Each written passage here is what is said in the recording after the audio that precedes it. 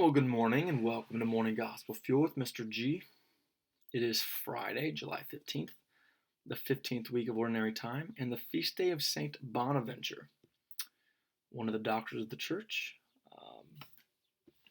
And he was a very heavy philosopher, theologian, and he was a scholastic. So he was around in the early Middle Ages, in the 13th century. And he was also a Franciscan and a bishop and a cardinal. So he kind of was involved heavily with the church hierarchy, but he influenced much. That's why the church made him a doctor. And he was heavily influenced by St. Augustine, who was kind of differed in his approach with St. Aquinas. But anyway, if you read much about philosophy, you know a lot about St. Bonaventure.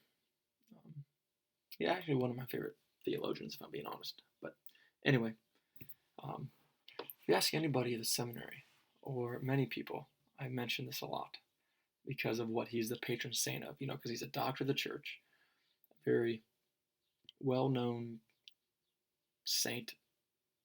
But guess what he is the patron saint of? Bowel movement. So if you took a nice, healthy deuce today, maybe it'd be a good time to intercede in gratitude to St. Bonaventure. I might have crossed the boundary there, but either way, that's St. Bonaventure. Today's gospel is from Matthew chapter 12, verses 1 through 8. Let's begin in the name of the Father, Son, and Spirit, amen. At that time, Jesus was going through a field of grain on the Sabbath. His disciples were hungry and began to pick the heads of grain and eat them. When the Pharisees saw this, they said to him, "See, your disciples are doing what is unlawful to do on the Sabbath." He said to them, "Have you not read what David did when he and his companions were hungry? How he went into the house of God and ate the bread of offering, which neither he nor his companions, but only the priests could lawfully eat?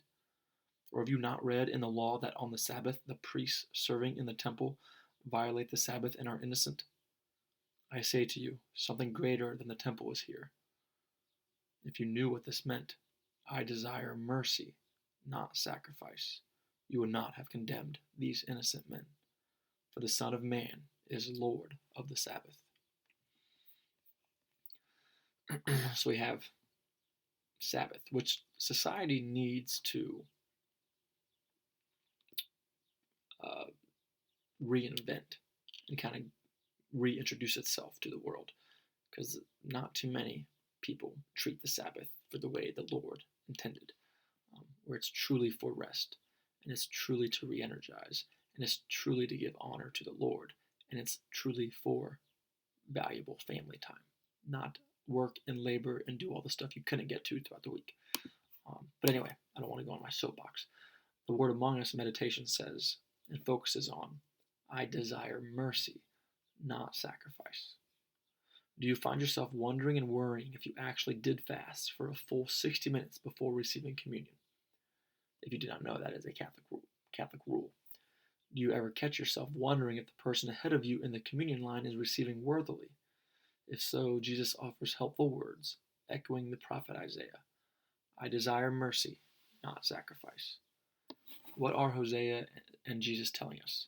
That we shouldn't care about whether we or someone else is honoring God's commands and guidelines? No.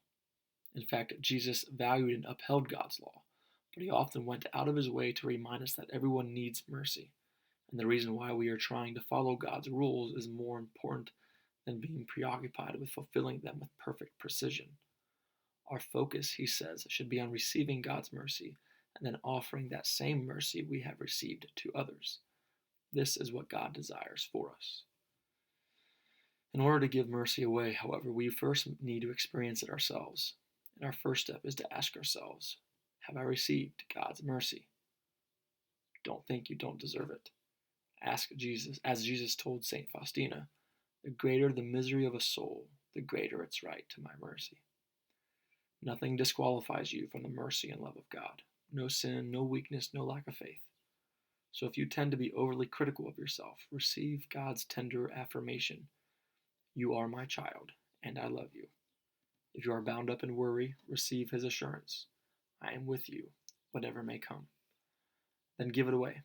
Start with those who are you are closest to. Offer mercy and compassion to your spouse, your parents, your children, and your colleagues and friends. Through your words and actions, proclaim that mercy is more powerful than differences of opinions or misunderstandings. Assume their best intentions, not the worst. Make that apology that you've been putting off.